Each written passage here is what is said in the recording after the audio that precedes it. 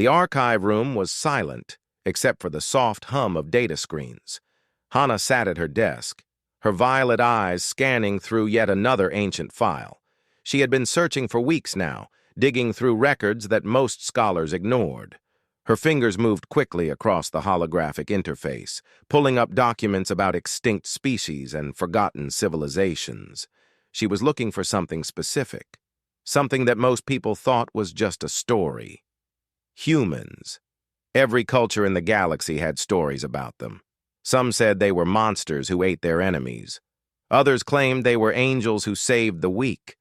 The stories never matched, which made most scholars dismiss them as myths. But Hana was different. She believed that every myth started with some truth. Her mentor, Professor Kale, walked into the room. His 4 arms carried stacks of data chips. He looked at Hana's screen and sighed. "Still wasting time on ghost stories?" he asked. Hana didn't look up. "They're not ghost stories. Look at this." She pulled up a naval report. It was old, dated 300 years back.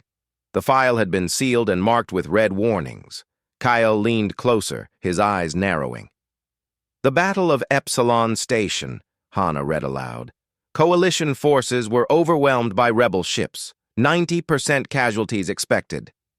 Then a single human vessel arrived. The report says they turned the entire battle around in 40 minutes. Kale crossed his upper arms. "And where are these amazing humans now? If they were so powerful, why did they disappear?" "That's what I'm trying to find out," Hana said. "Every record about them stops 300 years ago. It's like someone erased them from history." "Or maybe they never existed," Kale said. He placed a hand on her shoulder. "Hana, you're a brilliant student. Don't ruin your dissertation chasing fantasies. Write about something real, something we can prove." After he left, Hana sat in the darkness for a long time. She knew what the smart choice was. Pick a safe topic, graduate with honors, get a comfortable teaching position somewhere. But she couldn't let this go. The pieces didn't fit together, and that bothered her. She opened another file. This one was a children's story from a colony world. It talked about human warriors who could fight for days without sleeping, who could survive wounds that would kill any other species, who never left their friends behind. The story ended with a warning. "Be good, or the humans will come for you." Hana frowned. Why would heroes be used to scare children? Her computer chimed. A new message. The sender was listed as unknown. She should have deleted it. Everyone knew not to open messages from unknown sources. But curiosity won. She opened it. The message contained only coordinates and 3 words. "Human artifact. Come alone." Hana's heart raced. This could be a trap. It could be a prank. But what if it was real? She looked at the coordinates. They pointed to a location in the frontier zones, the lawless edge of civilized space. No government controlled those areas. Pirates, smugglers, and worse things lived out there. Her people rarely ventured beyond the safe zones. Hana had never left her home station. She had spent her whole life in libraries and archives. Surrounded by the safety of Coalition space, the frontier was dangerous, deadly. But if there was even a chance that humans were real, that they had existed, she had to know. She copied the coordinates and erased the message. Then she started planning. The next morning, Hana went to the Commerce District. She had saved money from her research grants. Not much, but enough. She needed to find someone willing to take her to the frontier. Most captains laughed at her. A few tried to cheat her. One told her she would be killed or worse out there, but she kept searching. Finally, in a dark corner of the station's lower docks, she found a small freighter. The ship looked old but well-maintained. Its name was painted in fading letters, Morning Star. A woman sat on the loading ramp, repairing a power coupling. She had gray hair tied back in a practical knot and scars on her arms. She looked up as Hana approached. "Help you?" the woman asked. "Are you the captain?" Hana asked. Depends on who's asking. My name is Hana. I need passage to the frontier zones. I can pay. The woman set down her tools. She studied Hana carefully. You don't look like the kind of person who goes to the frontier. What's out there worth dying for? Maybe proof that humans existed, Hana said. The woman's expression didn't change, but something flickered in her eyes. Interest, maybe, or recognition. Humans, she said slowly. Now, that's a word I haven't heard in a while. My grandmother used to tell stories about them. Said she met one once before the purge. The purge? Hana leaned forward. What purge? Old history. Probably just family legends. The woman stood and extended her hand. I'm Jiwan. I run this ship. If you're serious about going to the frontier, it'll cost you, and you'll need to sign a waiver. I'm not responsible if you get killed. I'm serious, Hana said, shaking her hand. Then we leave in 2 days. Bring everything you need. Where we're going, there are no shops. Hana returned to her quarters and started packing. She didn't tell Professor Kale. She didn't tell her friends. She left a message saying she was taking a research trip and would be back in a few weeks. She knew it was a lie. Something told her that once she started this journey, nothing would be the same. On the last night before departure, Hana couldn't sleep. She lay in her bed staring at the ceiling, thinking about the stories. Warriors who never gave up. Soldiers who protected the weak. Heroes who disappeared. What had happened to them? Where had they gone? And most importantly, why had someone wanted everyone to forget? She pulled out her datapad and read one more account. This one was different from the others. It was a personal journal entry from a coalition admiral, written 3 centuries ago. Today we did something terrible. We destroyed them because we were afraid. Not afraid of what they were, but of what they represented. They showed us what we should have been, and we couldn't forgive them for it. The entry ended there. No explanation. No details. Hana closed the file and made her decision. Whatever the truth was, she would find it. Even if it meant going to the edge of known space. Even if it meant risking everything. The next morning, she boarded the Morning Star and left the only home she had ever known. The hunt for humanity had begun. The Morning Star shuddered as it dropped out of hyperspace. Hana gripped her seat, her stomach churning. 3 days of travel had brought them far from the safety of Coalition space. Through the viewport, she could see Frontier Station Makara floating against a backdrop of stars. The station looked nothing like the clean, organized structures Hana knew. This place was a patchwork of different ship parts welded together over decades. Lights flickered in some sections. Other parts sat dark and dead. Ships of all sizes swarmed around it like insects. Welcome to the edge of civilization, Jiwon said from the pilot's seat. Keep your head down, don't make eye contact, and don't trust anyone. Beside her, Daehyun checked the navigation systems. He had joined them at the last stop, an old friend of Jiwon's who knew the frontier routes. He was younger than Jiwon, with nervous energy and sharp eyes that constantly scanned for danger. I still think this is a bad idea, Daehyun said. The coordinates you gave us are in the dead zone. Ships that go there don't come back.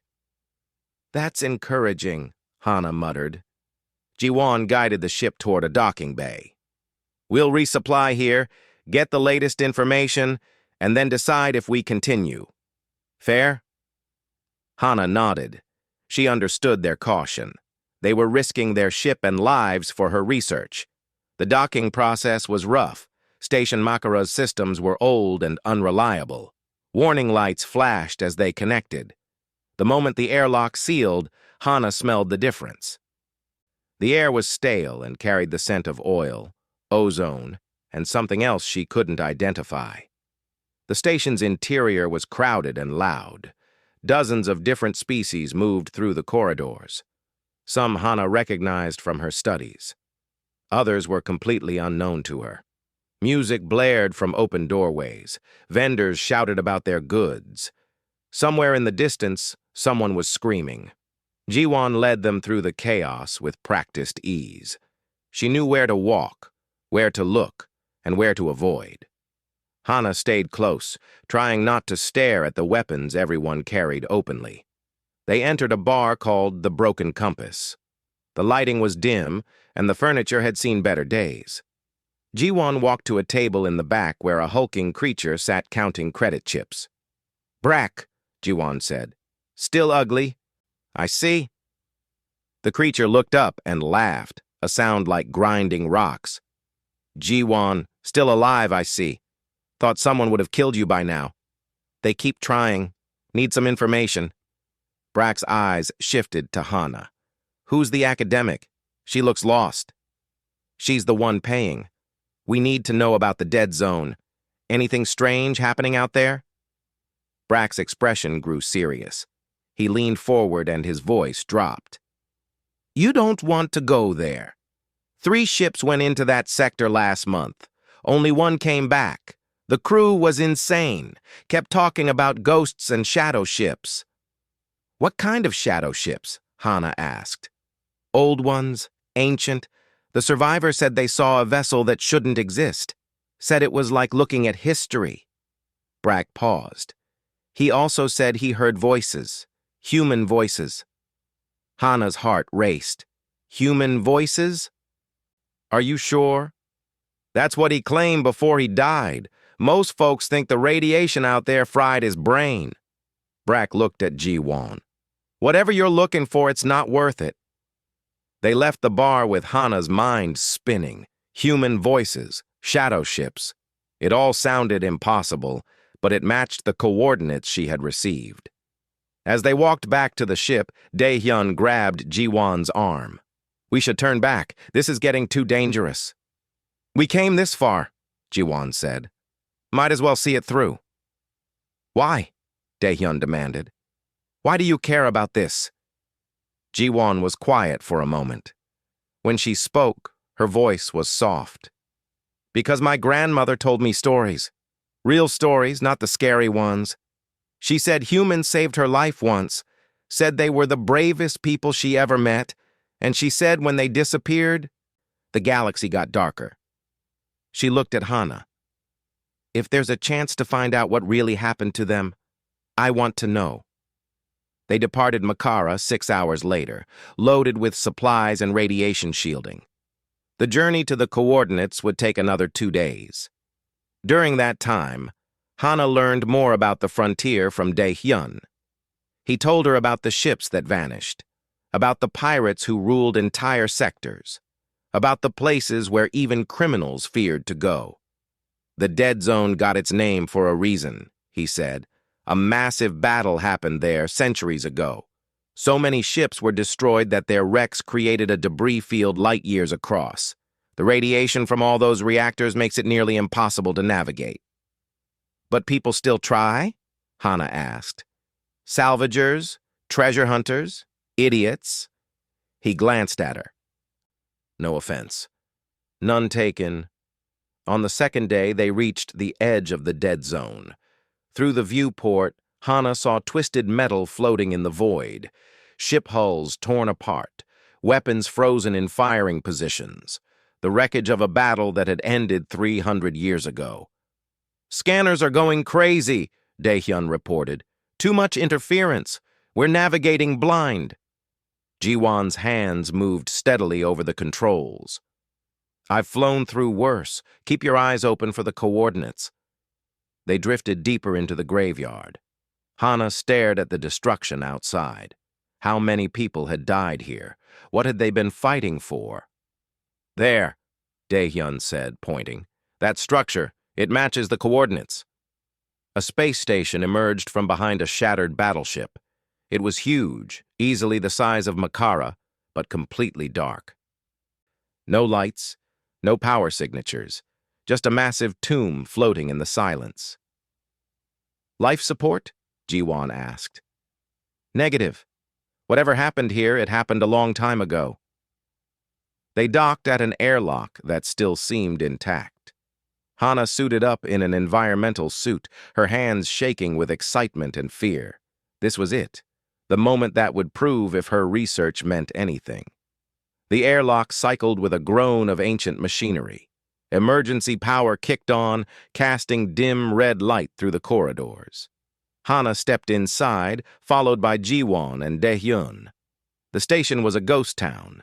Equipment sat abandoned at workstations, meals half-eaten on tables, now just dust. Everything was frozen in time. "What happened here?" Daehyun whispered. Hana consulted her datapad. The coordinates point to a lower level. Something called Cryo-Storage Bay 7. They found the stairs and descended. Each level looked the same. Empty, silent, waiting. Finally, they reached Bay 7. The door was sealed, but Jiwon managed to override it. It slid open with a hiss of equalizing pressure. Inside, rows of cryopods stretched into the darkness, dozens of them, maybe hundreds. Their status lights all showed the same thing: empty, failed, dead, all except one. At the far end of the bay, a single pod glowed with a soft blue light. Its display showed active, occupied, alive. Hana ran to it, her boots echoing in the empty chamber. She wiped frost from the viewing port and looked inside. A face looked back at her. Human features, just like the descriptions. Dark hair, strong jaw, eyes closed in sleep. "It's real," she breathed.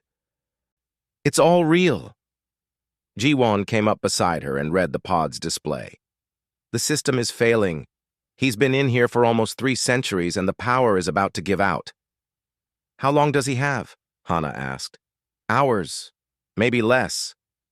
Daehyun joined them, staring at the sleeping figure. "What do we do?" Hana looked at the human warrior sleeping in his pod. She thought about all the stories, all the legends, all the lies that had buried the truth. She made her decision. "We wake him up." The revival process took 3 hours. Hana's hands shook as she worked with the ancient machinery, following procedures she had found in the station's backup systems. Jiwon stood ready with medical supplies, while Daehyun monitored their ship for any threats. The pod's lights changed from blue to amber.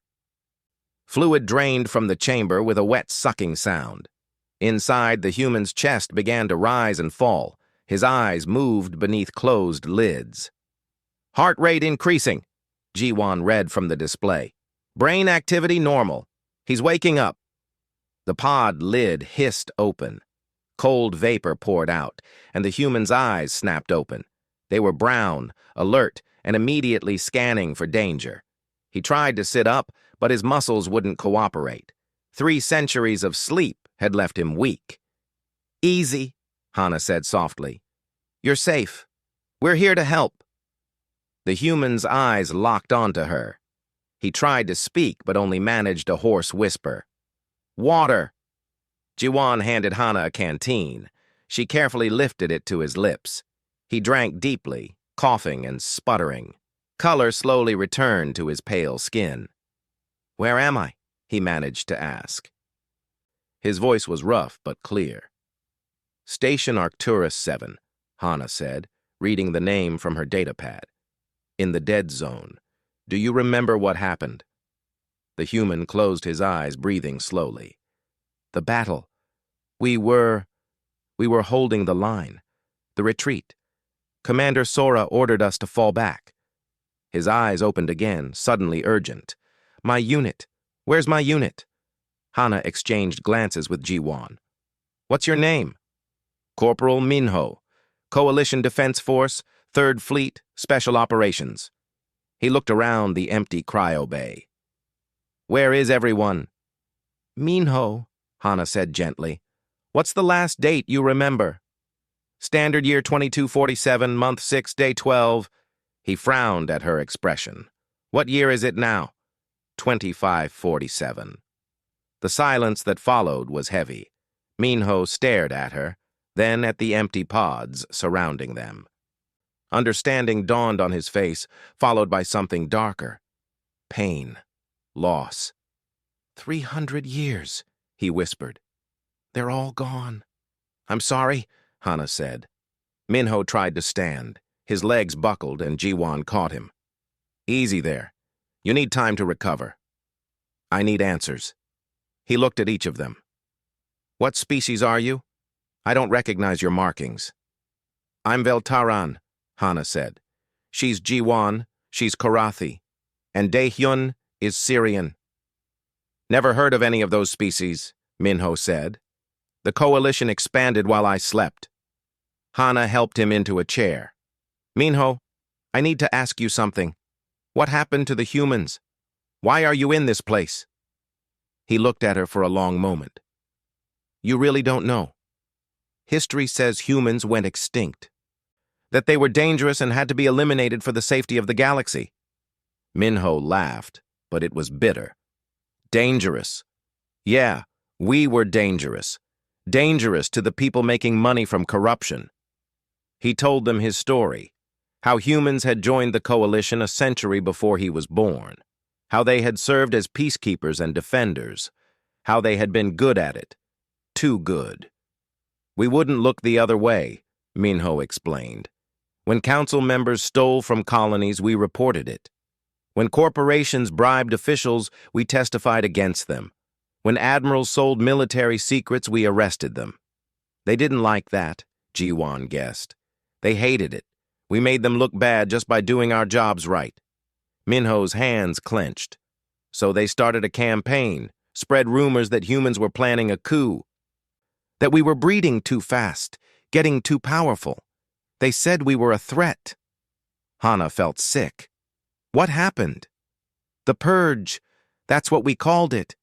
They attacked every human world simultaneously, military stations, colonies, even hospital ships. His voice broke slightly. My unit was assigned to defend this station. It was a civilian refuge. Families were evacuating here. He stood slowly, walking to the viewport. Outside, the debris field glittered darkly. We held them off for 6 days, gave the transports time to escape. But we knew we couldn't win. Commander Sora ordered us into cryosleep. She said maybe in the future things would be different. Maybe someone would find us and tell the truth. Where's Sora now? Jiwon asked. She stayed awake to defend the station. Made sure we made it into the pods. Minho's reflection in the viewport looked haunted. She died so we could have a chance at survival. Hana accessed the station's logs on her datapad. She found Sora's final entry, dated 3 days after the battle ended. Power failing. Attackers have withdrawn. All evacuation transports escaped successfully. Cryo bay operational at 15% capacity. 15 soldiers in stasis. I will join them when I can, but someone needs to maintain the station systems. The truth must survive, even if we don't. To whoever finds this, humanity deserved better. Remember us not as they painted us, but as we were. We just wanted to help. The log ended there. Minho was quiet for a long time. Finally, he turned back to them. You said you found me. That means you were looking. Why? Hana explained about her research, about the legends and stories, about the contradictions that had made her suspicious, about the anonymous message that had led her here. Someone wanted you found, she concluded. Someone who knew the truth. Or someone who wants me dead, Minho said. If the families who ordered the purge are still in power, they won't be happy that a human survived. An alarm blared on Daehyun's communicator. His voice came through, panicked. We have ships incoming. 6 vessels, pirate markings. They must have tracked us here, Jiwon cursed. How long until they arrive? 10 minutes, maybe less. Minho straightened, his military training overriding his weakness. What weapons does your ship have? Minimal, Jiwon said. We're a freighter, not a warship. Then we run, Minho said. Get me to your ship. I can help. They rushed through the station corridors. Hana helped support Minho, who was getting stronger with each minute awake. Behind them, the cryo bay lights flickered and died. The station was finally giving up its 3-century vigil. They reached the Morning Star and sealed the airlock. Daehyun was already warming up the engines. "They're hailing us," he reported, "demanding we surrender the human specimen." Minho slid into the weapons station. His hands moved over the controls, slow at first, then faster as muscle memory returned. "Specimen, that's insulting." "We can't fight 6 ships," Ji-won said, taking her pilot seat. "We don't have to fight them all." Minho studied the tactical display. "We just have to make them wish they hadn't found us. Trust me?" Ji-won looked at him. Something in his eyes reminded her of her grandmother's stories, of humans who never gave up, who protected those who couldn't protect themselves. "All right, Corporal," she said. "Show me what a human warrior can do." Minho smiled grimly. "With pleasure." The pirate ships emerged from the debris field, weapons hot and ready. They thought they were hunting easy prey. They were wrong. The first pirate ship fired a warning shot across the Morning Star's bow. The blast lit up the debris field like lightning. "They're giving us one chance to surrender," Daehyun said, his voice tight with fear. Minho's eyes never left the tactical display. "Ji-won, bring us about 40 degrees starboard. When I say now, dive." "This ship isn't built for combat maneuvers," Ji-won warned, but her hands were already moving. "I know. That's why they won't expect it." Minho activated the targeting system. The weapons were old and weak, designed more to scare off asteroids than fight warships. But in the right hands, anything could be a weapon. The lead pirate ship accelerated toward them. The other 5 spread out in a standard attack formation. They had done this before. Cornered plenty of helpless prey. "Now!" Minho shouted. Ji-won threw the ship into a dive. The Morning Star plunged beneath the lead pirate vessel, so close that their shields sparked against each other. Behind them, the pirate fired, but the shot went wide, missing them by meters. "Hard left! Thread between those 2 wrecks!" Minho called out. Ji-won's eyes went wide. The gap between the derelict ships was barely larger than the Morning Star. "That's impossible!" "Trust me." She did. The freighter shot through the gap with centimeters to spare. Metal screamed as their shields scraped the wrecks. Behind them, the lead pirate tried to follow.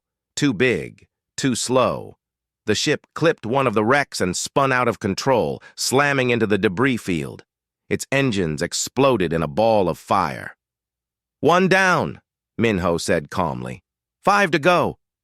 The remaining pirates spread out, more cautious now. They realized this wasn't going to be easy.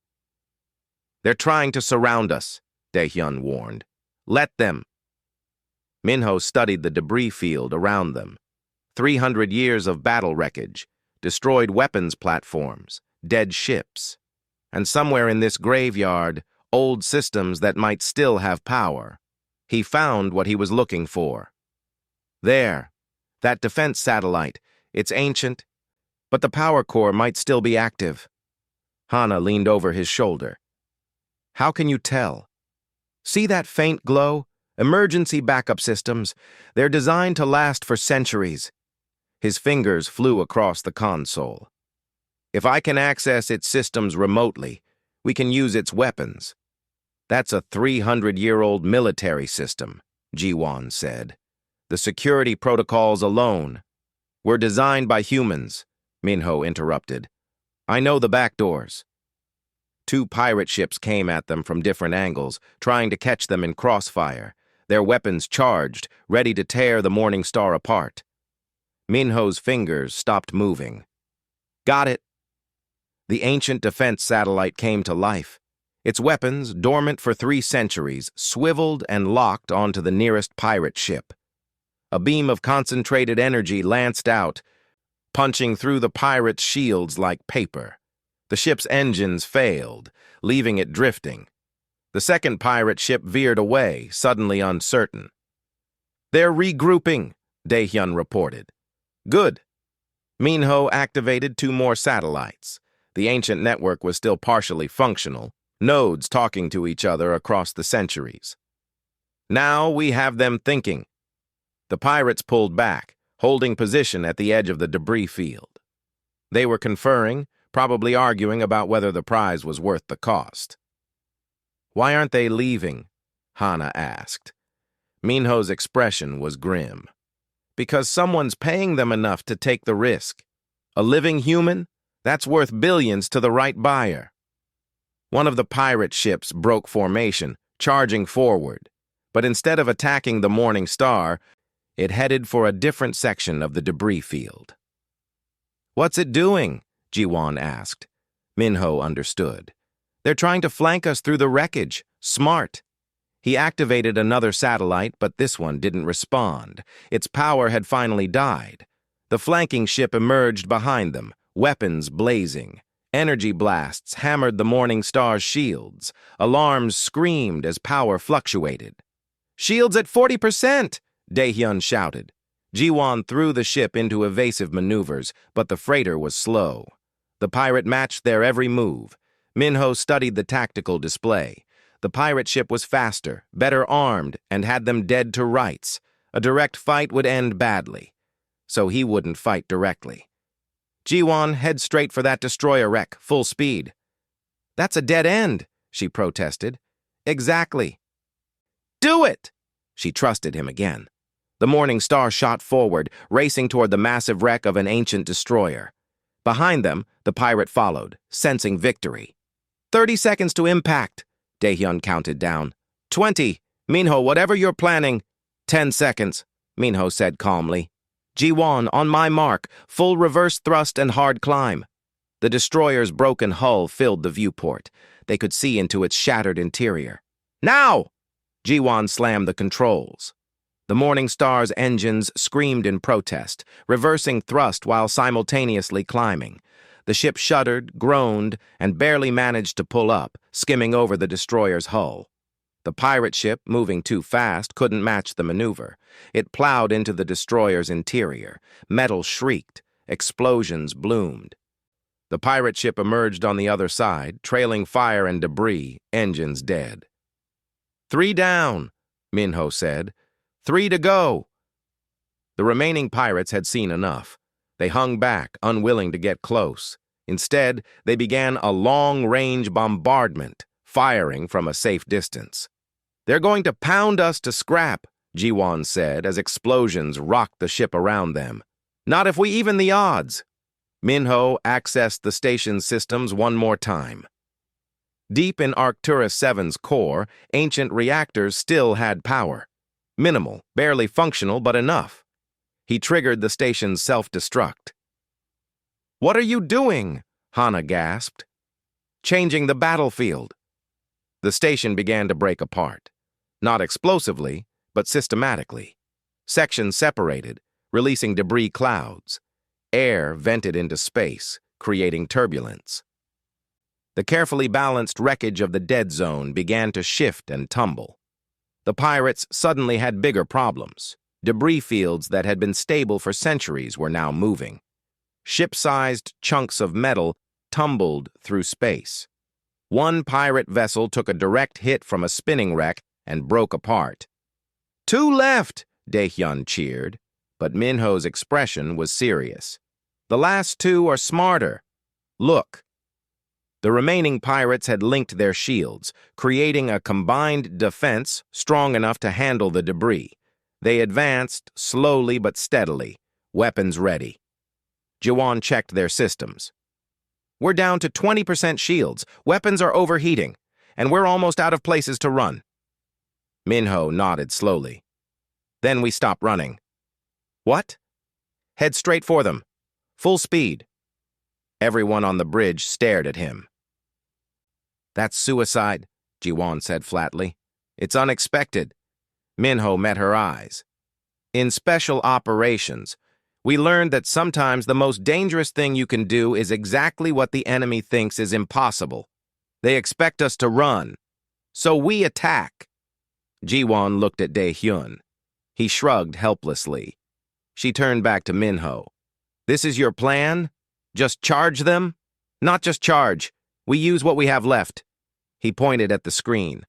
There. That old weapons platform. It's got one missile left in its tubes. Been sitting there for 300 years, but the warhead is still active. How do you know? Hana asked. Because I helped load it, Minho said quietly. That was my unit's platform, I remember. He guided them toward the dead platform. The pirates followed, confident now. They had the Morning Star trapped. Minho accessed the platform one final time. The old systems responded sluggishly, but they responded. He entered his command codes, the ones Sora had made sure each soldier memorized. The missile launched, but not at the pirate ships.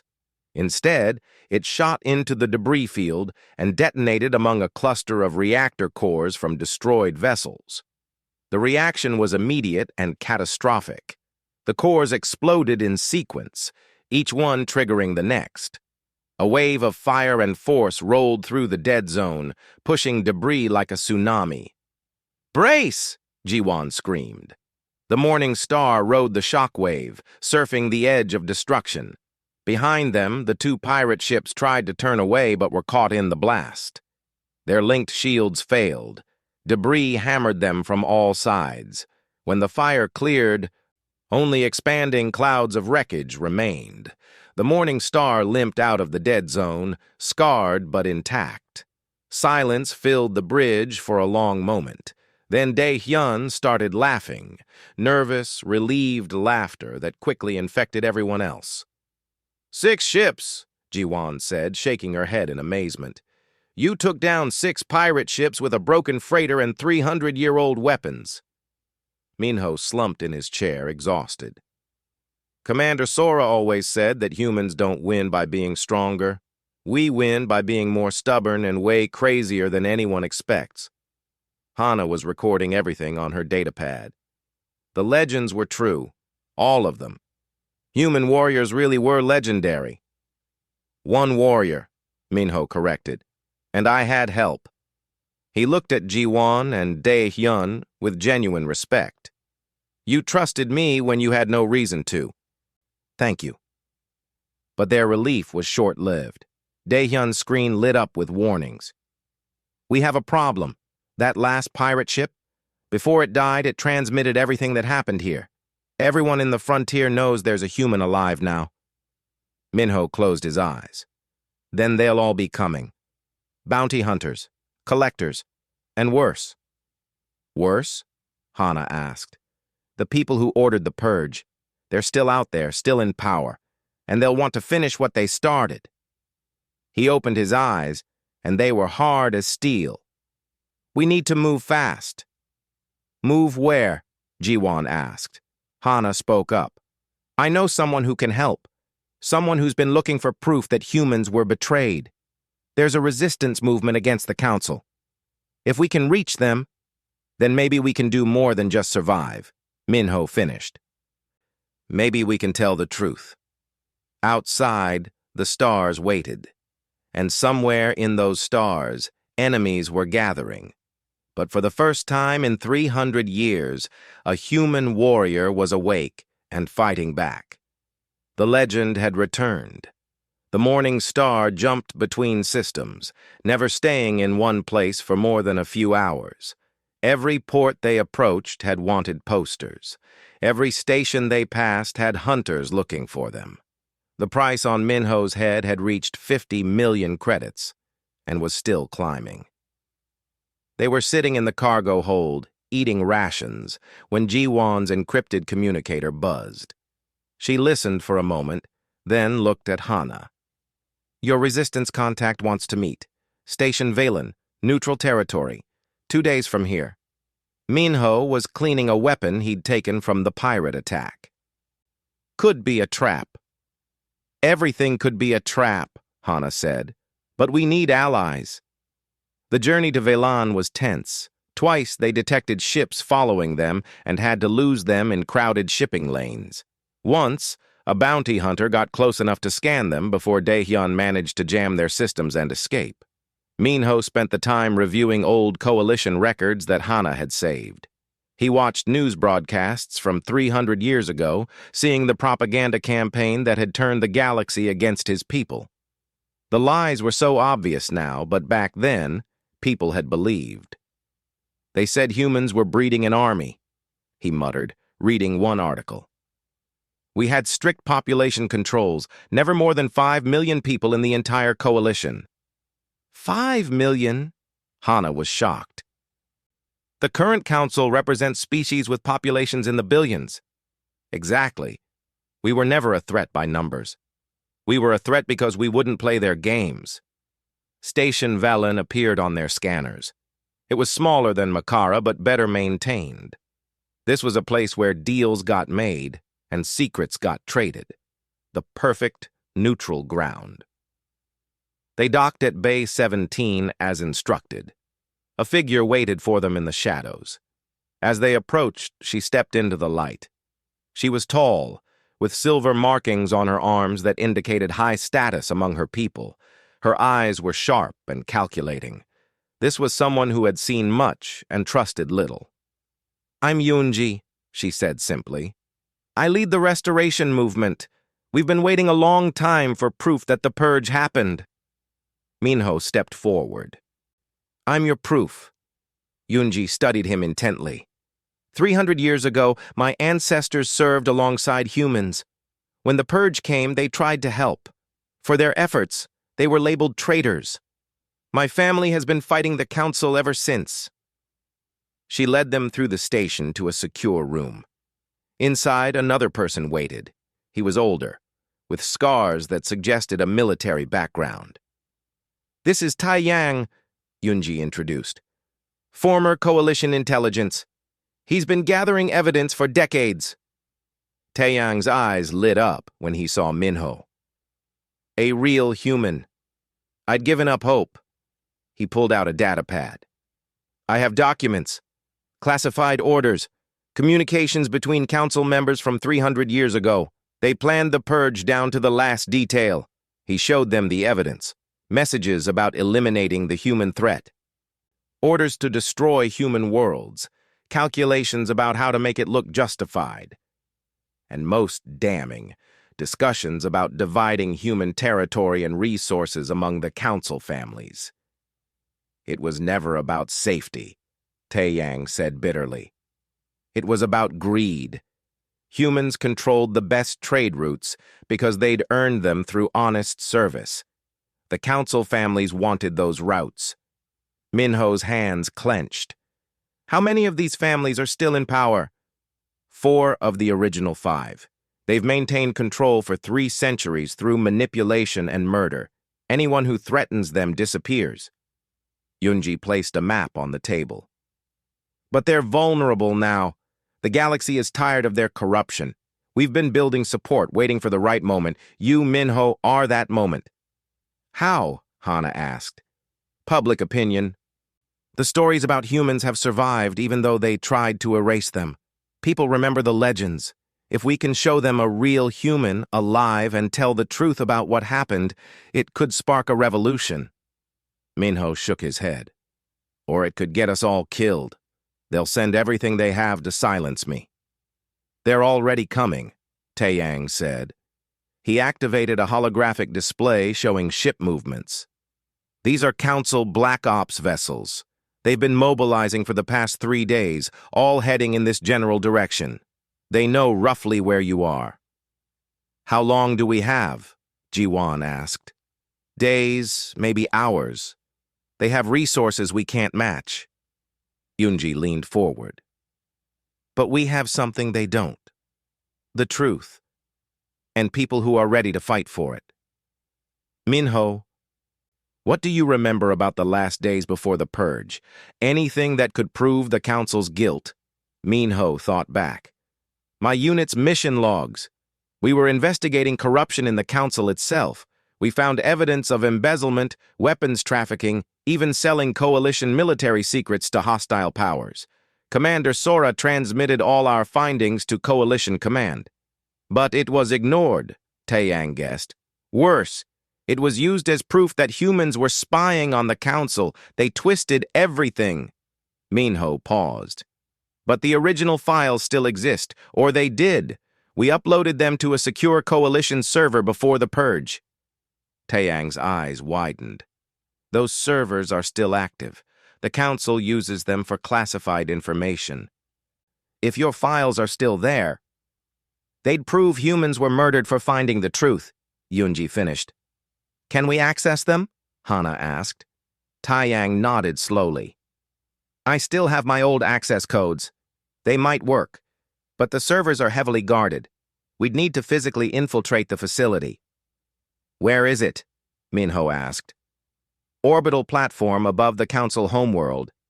Basically impossible to reach without being detected. Minho smiled grimly. My specialty was impossible missions. They spent the next hour planning. The server facility was protected by multiple layers of security. Ships couldn't approach without authorization. The station itself had guards, automated defenses, and surveillance everywhere. It's suicide, Daehyun said flatly. Even if we get past the orbital defenses, even if we land, even if we reach the servers, we'll never get out alive. Then we don't need to get out, Minho said. We just need to broadcast the truth before they stop us. Yunji nodded.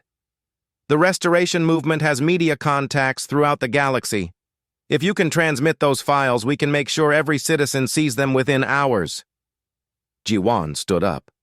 Then let's get moving. If the Council is already hunting us, sitting here makes us targets. They left Station Velen quietly, but not quietly enough. As the Morning Star departed, alarms began blaring. A Council patrol cruiser had entered the system, scanning every ship. They found us, Daehyun said. They're blocking our exit vector. Minho studied the tactical display. We can't fight a cruiser, but we can outrun it. Jiwon, can this ship make it to the Council homeworld? It's 3 days away at maximum speed. We'd burn out the engines. Better than dying here. Do it. The Morning Star's engines screamed to life. They shot out of the system with the cruiser in pursuit. Behind them, more Council ships were joining the chase. For 3 days, they ran. The Morning Star was pushed beyond its limits. Engines overheated. Systems failed and had to be jury-rigged back together. They lived on stimulants and fear. Minho spent the time preparing. He reviewed building schematics that Taeyang provided. He memorized guard rotations. He planned 3 different routes and 5 backup plans. Hana watched him work. You really think we can do this? I think we have to try. He looked at her. You could stay behind. This isn't your fight. Yes, it is.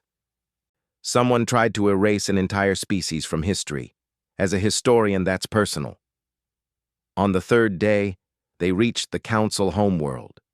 The planet was beautiful, covered in gleaming cities and peaceful oceans. It looked nothing like the seat of corruption and murder. The server platform hung in orbit, a massive cylinder bristling with weapons and sensors. Around it, patrol ships circled like sharks. There's no way in, Jiwon said, studying the defenses. Minho pointed to a small transport ship approaching the platform. There's our way. That's a supply vessel. They dock every 6 hours. You want to hijack a supply ship and sneak onto the platform? Daehyun's voice was high with disbelief. You have a better idea? They disabled the supply ship quickly. Minho felt bad for the crew, but he made sure they'd be found safely. Then he, Hana, and Taeyang transferred to the smaller vessel, while Jiwon and Daehyun held position in the Morning Star. If we're not back in 2 hours, run, Minho told them. Not happening, Jiwon said firmly. We'll be here when you get back. The supply ship approached the platform. Automated systems scanned them. Minho held his breath as Taeyang's old codes were verified. The codes were years old. They should have been canceled. But bureaucracy saved them. The codes worked. They docked and moved into the platform, dressed in maintenance uniforms. Taeyang guided them through corridors filled with workers and guards. They passed security checkpoints using forged IDs. They were halfway to the server room when alarms began blaring. They found the real supply crew, Taeyang said. Guards appeared at both ends of the corridor. Minho grabbed Hana's hand. Run! They sprinted through the station as energy blasts tore through the air around them. Minho returned fire, his shots precise despite running. He took down 3 guards before they reached a junction. "This way!" Taeyang led them down a maintenance shaft. Behind them, the sounds of pursuit grew closer. They reached the server room. Taeyang's fingers flew across the console, searching for the files Minho had mentioned. Seconds ticked by. Guards were coming up the shaft. "Got them!" Taeyang shouted. "The files are here! All the evidence of corruption, exactly as you described!" "Broadcast it," Minho ordered. "Now!" Taeyang hit the transmit button. The files began uploading to Yunji's network. 300 years of hidden truth finally being revealed. The door exploded inward. Guards poured in, weapons raised. Minho stepped in front of Hana and Taeyang, his weapon ready. This was the end he'd expected. But the truth was out now. That was what mattered.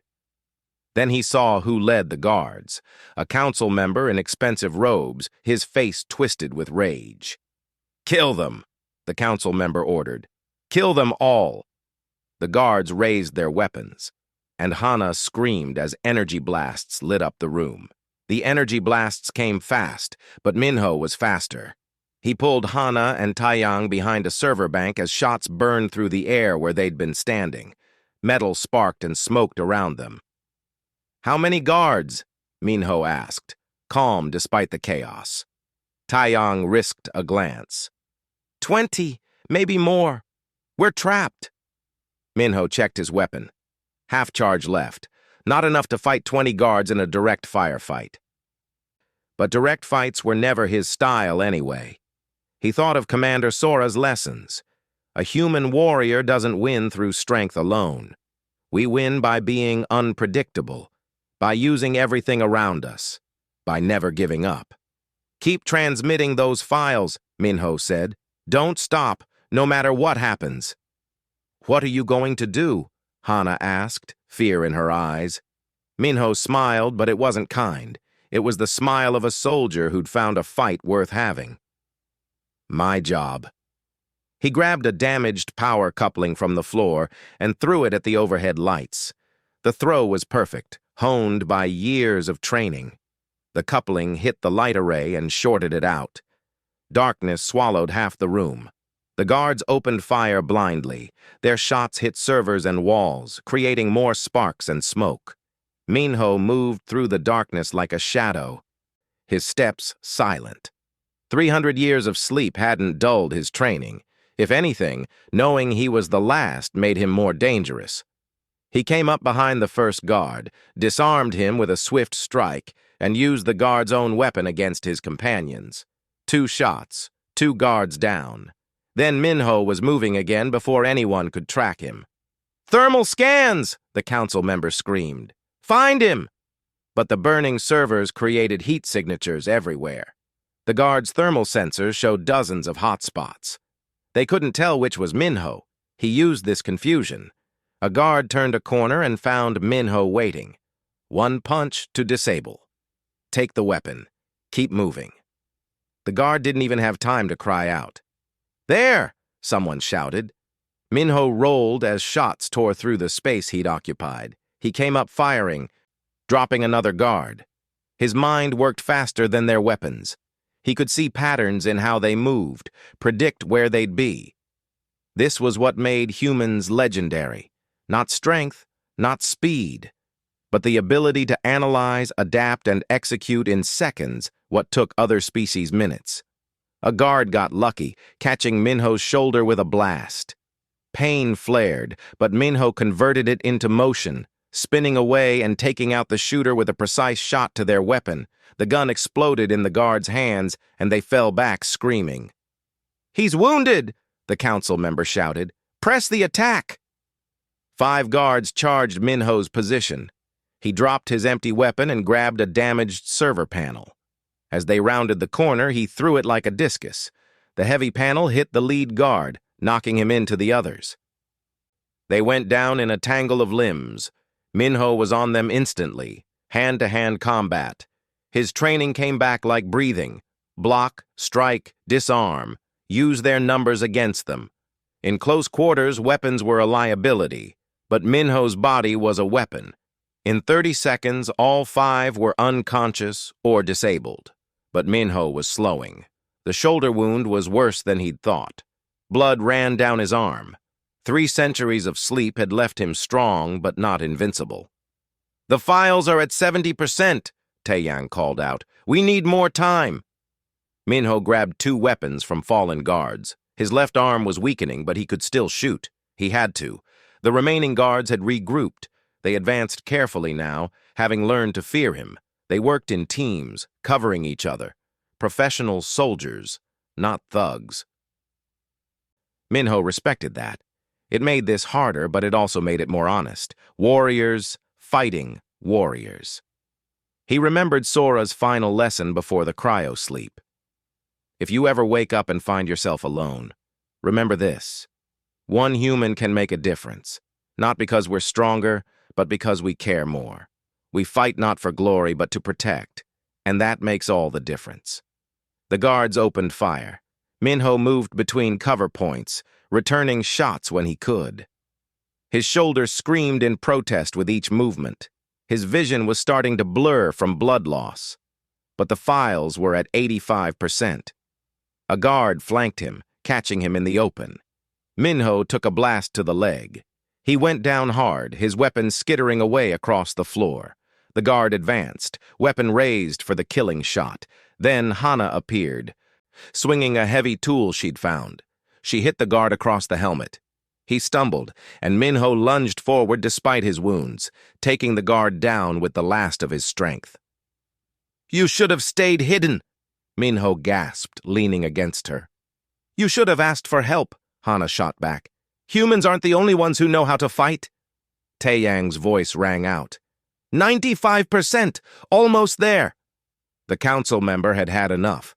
He grabbed a weapon from a fallen guard and pointed it at Taeyang. "Stop the transmission or I kill him." Minho tried to stand, but collapsed. His body had reached its limit. "Do it," Taeyang said calmly, his hands still working the console. "I've lived my whole life fighting your corruption. This is what I'm meant for." The council member's face twisted with rage.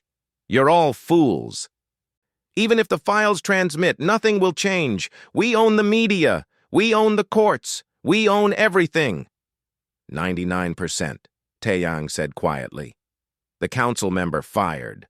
But Hana had moved. She tackled Taeyang, both of them falling as the shot passed through empty air. They hit the ground hard. 100%! Taeyang shouted triumphantly. "Transmission complete! The truth is out there now!" The council member screamed in frustration and turned his weapon on Hana and Taeyang, defenseless on the floor. Minho saw it happen as if in slow motion.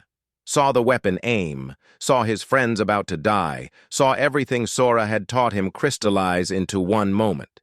A human warrior protects those who cannot protect themselves. He didn't think.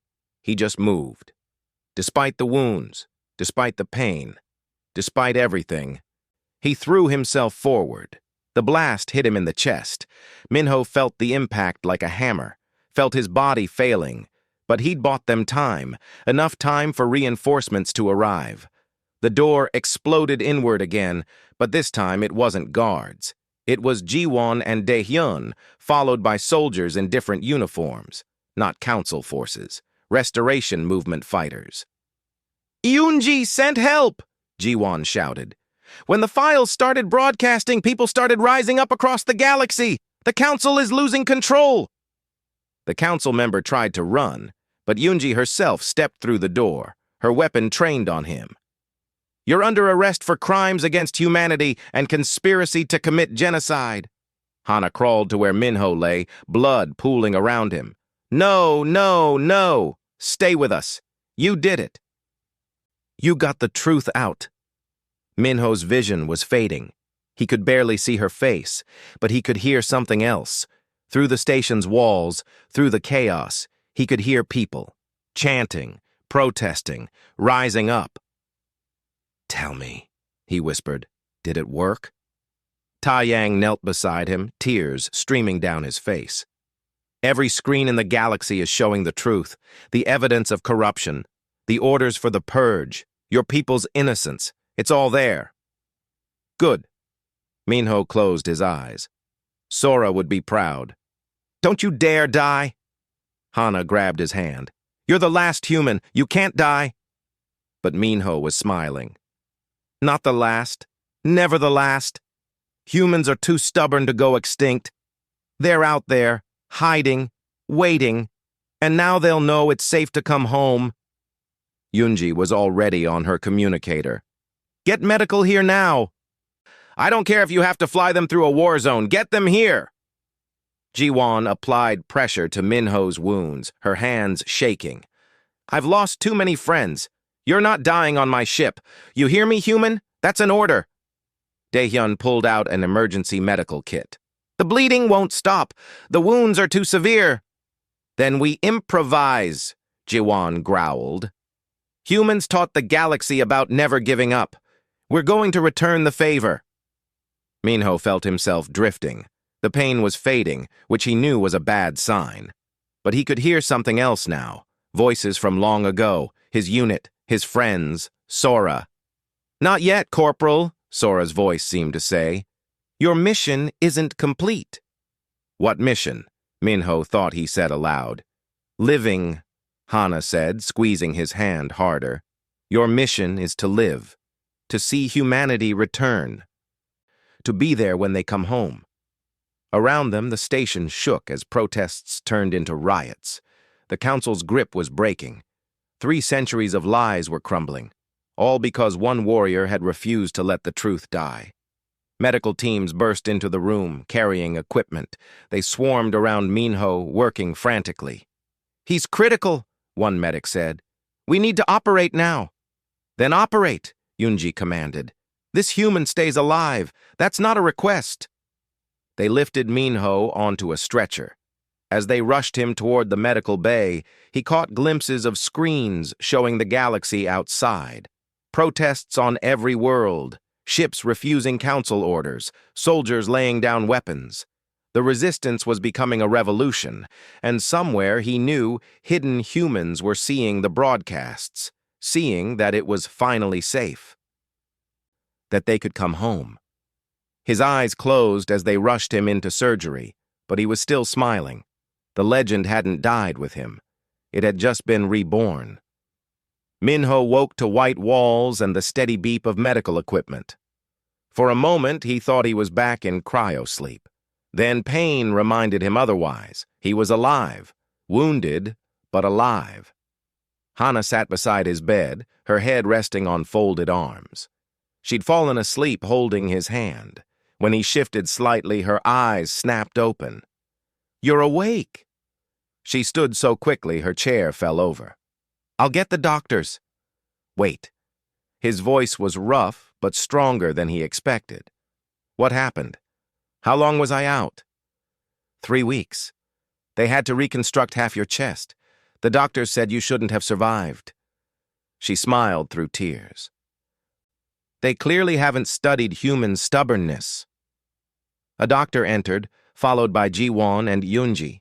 They checked his vitals and asked questions while Minho tried to piece together what he remembered. The fight, the transmission, getting shot. The files, he said suddenly. Did they spread? Yunji's smile was fierce. Did they ever? Within hours of transmission, every major news network was broadcasting the truth. The evidence was too solid to dismiss or hide. The council tried to claim it was fake, but Taeyang had backup documentation, official seals, everything. She activated a holographic display above his bed. News feeds from across the galaxy played simultaneously. Council members arrested for genocide. The human purge, 3 centuries of lies exposed. Restoration movement calls for new government. Where are the humans? Galaxy searches for survivors. Minho watched, hardly believing what he saw. Massive protests filled streets on dozens of worlds. Council buildings were surrounded by crowds demanding justice. Ships bearing the Council's colors were being escorted to detention facilities by military vessels that had defected to the Restoration. The 4 Council families tried to flee, Ji-won said, satisfaction in her voice. We caught 3 of them. The 4th is still running, but they won't get far. Every bounty hunter who was after you is now after them. What about the Council itself? Minho asked. Dissolved, Yoonji said. We're forming a new government, representatives from every species, chosen by their people instead of inheriting power. It's messy and chaotic, but it's honest. Minho lay back, processing this. 300 years we waited for this. Sora, the others, they all died thinking humans would be forgotten. And now you're a hero, Hana said. The whole galaxy knows your story, the warrior who woke from the past to expose the truth. I'm not a hero. I just did what needed doing.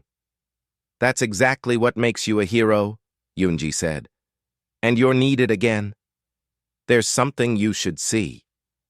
She changed the holographic display. Now it showed messages, thousands of them, millions. These started arriving 2 days after the transmission, she explained, from all across the galaxy.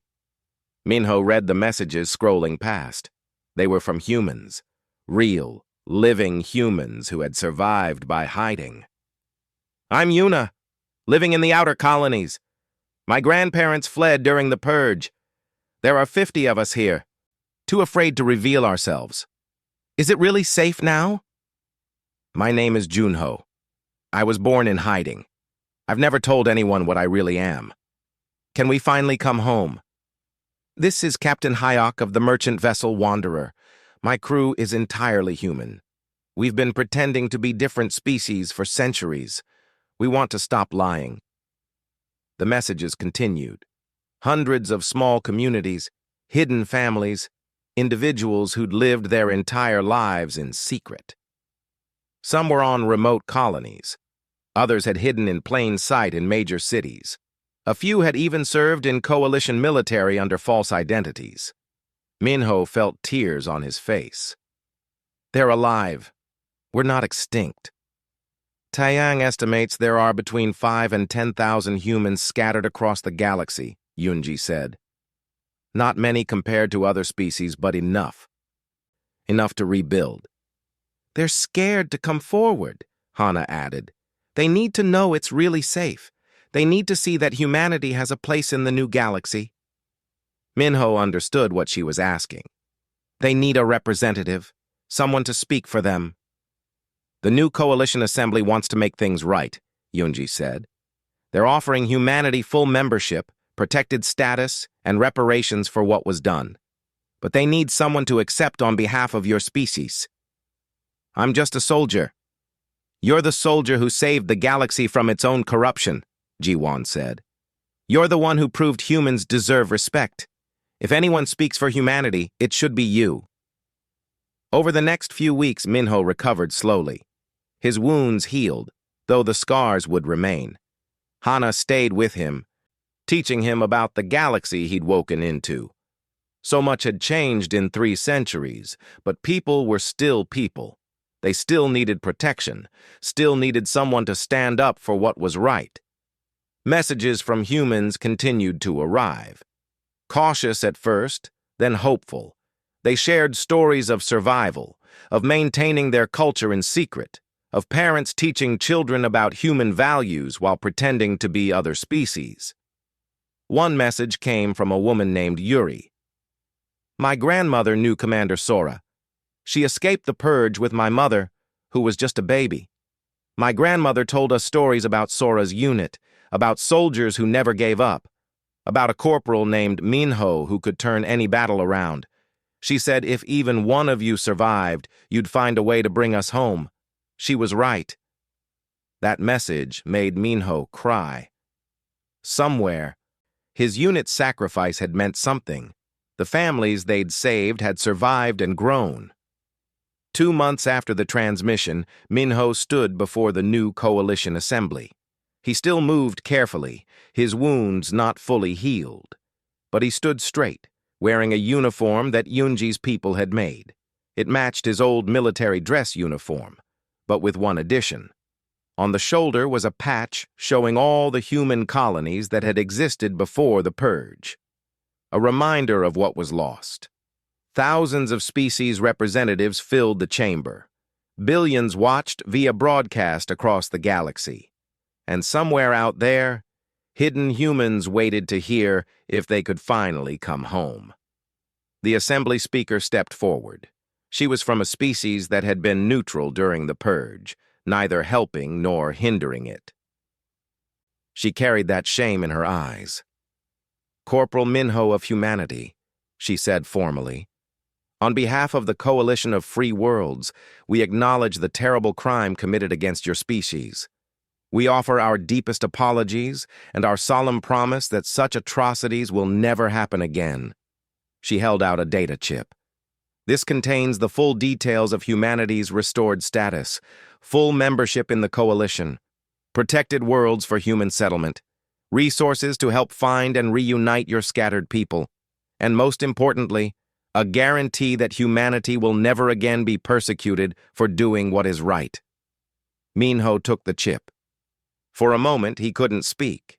He thought of Sora, of his unit, of all the humans who had died believing their species was finished.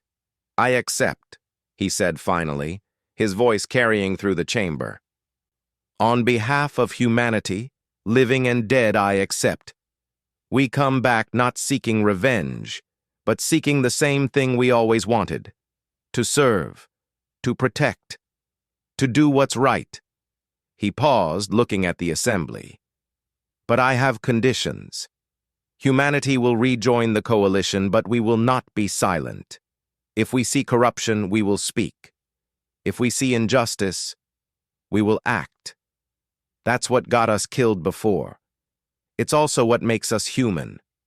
We will not change who we are to make others comfortable." The speaker smiled. "We would not ask you to. The galaxy needs humans exactly as you are: warriors, protectors, truth-tellers. Welcome home, Minho. Welcome home, humanity." The chamber erupted in applause. Not all species joined in. Some still harbored fear or hatred, but most recognized that this was right, that this was justice 3 centuries late. After the ceremony, Minho returned to the station where he was staying. Messages flooded in from humans across the galaxy. They were coming out of hiding, revealing themselves, returning home. Yuri's message made him smile.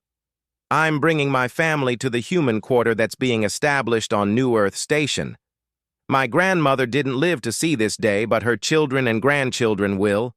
Thank you for keeping the promise Sora made, that humans would survive." Hana found him on an observation deck, staring at the stars. She'd been busy for weeks, writing the true history of humanity for publication. Every school in the galaxy would learn what really happened. "What are you thinking about?" she asked, joining him. "Numbers. 5,000 humans now identified, with more coming forward every day. Maybe we'll reach 10,000 eventually." He shook his head. "Before the Purge, there were 5 million of us. We lost so much. But you saved what remained. Without you, those 5,000 would have stayed hidden forever, lost their culture, forgotten who they were. It wasn't just me. You found me. Jiwan trusted me. Tai Yang gave up his life to get the truth out." Minho paused. Is he really gone? Hana's expression grew sad. "He died 2 weeks ago. The injuries from when I tackled him were worse than we thought. Internal damage. He made me promise to finish the historical record, said it was the most important work of his life." They stood in silence for a moment, honoring a man who had fought corruption his entire life. "What happens now?" Hana asked. "You're the official representative of humanity. You could have anything you want, power, resources, anything." Minho thought about it. "I want to find them, all the hidden humans. I want to bring them home personally, show them they don't have to be afraid anymore. That could take years. There are so many scattered across the galaxy." I have time. For 300 years I slept while my people hid in fear. I owe them this. Over the next 5 years, Minho traveled the galaxy. Jiwon and Hana often came with him, the three of them becoming unlikely friends bound by shared purpose. They found humans in the strangest places. A colony on a frozen world where 50 humans lived as ice miners, their true identity known only to each other. A station in deep space where a human family had run a trading post for generations, claiming to be a different species. Even a human who had become a professor of xenobiology, studying alien species while hiding his own nature. Each time, Minho delivered the same message. You can come home now. You can be human again. The galaxy knows the truth. Some came immediately, desperate to connect with others of their kind. Others needed time, fear too deeply rooted. But eventually, most came. The human quarter on New Earth Station grew. 5,000 became 6,000, then 7. Small communities began to flourish again. Human culture, preserved in secret for centuries, could finally be shared openly. Minho watched children who had never met another human child play together, saw adults who had spent their lives pretending cry as they spoke their native language freely, witnessed families reunite who had been scattered for generations. Yuri found him one day in the quarter. She was middle-aged now, with children of her own. My grandmother's stories didn't do you justice. She said you were a good soldier. She didn't say you were a miracle. I'm not a miracle. I'm just stubborn. That's what makes humans special, isn't it? We're all stubborn. She smiled. My daughter wants to join the new Coalition Defense Force. She wants to be like you. Tell her to be better than me. To be what Sora taught us to be. Not warriors for war's sake, but protectors of those who need protecting. By the 10th year after awakening, humanity had established 3 small colonies. They weren't large, a few hundred people each, but they were growing. Children were being born. The human population was increasing for the first time in 3 centuries. Minho received an invitation to visit the first colony, New Haven. They wanted him to see what his sacrifice had built. He walked through streets named after fallen humans: Sora Avenue, Unity Plaza, Remembrance Park. Each name honored someone who had died in the purge or fighting against it. In the center of the colony stood a memorial. Carved into stone were the names of the 5 million humans who had died 300 years ago, and at the top, one inscription. They were murdered for refusing to ignore evil. Let us honor them by never making the same mistake. Let us be human, always. Minho stood before the memorial for a long time. He thought he might cry, but instead he felt peace. Sora's sacrifice hadn't been in vain. His unit's last stand had mattered. Humanity had survived. Hana found him there as the sun set. She was older now, her hair showing gray, but she still carried that same fierce intelligence that had driven her to seek the truth. I finished the book, she said, the complete history of humanity. Everything from your arrival in the Coalition to the present day. It's being published next month. What did you call it? Warriors of Truth, the real story of humanity. I thought about using something more dramatic, but this felt right. You were warriors, but you fought for truth more than anything else. Minho nodded slowly. I like it. They stood together, watching human children play in the square. Children who had never known fear for being human, who could be themselves without hiding. You did it, Hana said quietly. You brought them home. We did it, all of us. Every person who refused to let the truth die. What will you do now? You've found most of the hidden humans. You've established your people's place in the galaxy. Your mission is complete. Minho smiled. My mission is never complete. There's always someone who needs protecting. Always truth that needs defending. That's what it means to be human.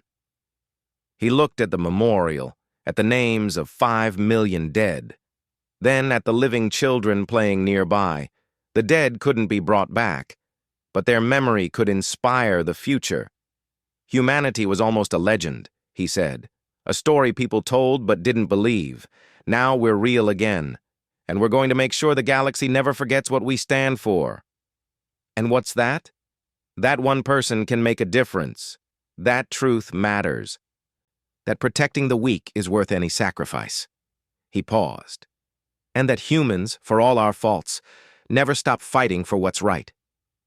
Above them, ships came and went from the colony. Some carried humans returning home. Others carried messages of hope to those still hiding. The network was still growing, still healing. Somewhere in the galaxy, a child who had spent her life hiding her humanity took her first breath of free air. Somewhere, a family reunion happened after generations apart. Somewhere, the truth was still spreading, still changing minds, still proving that justice could win even against impossible odds.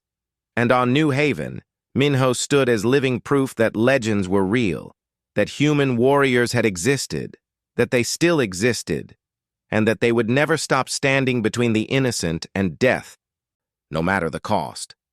The legend hadn't just been reborn, it had come home.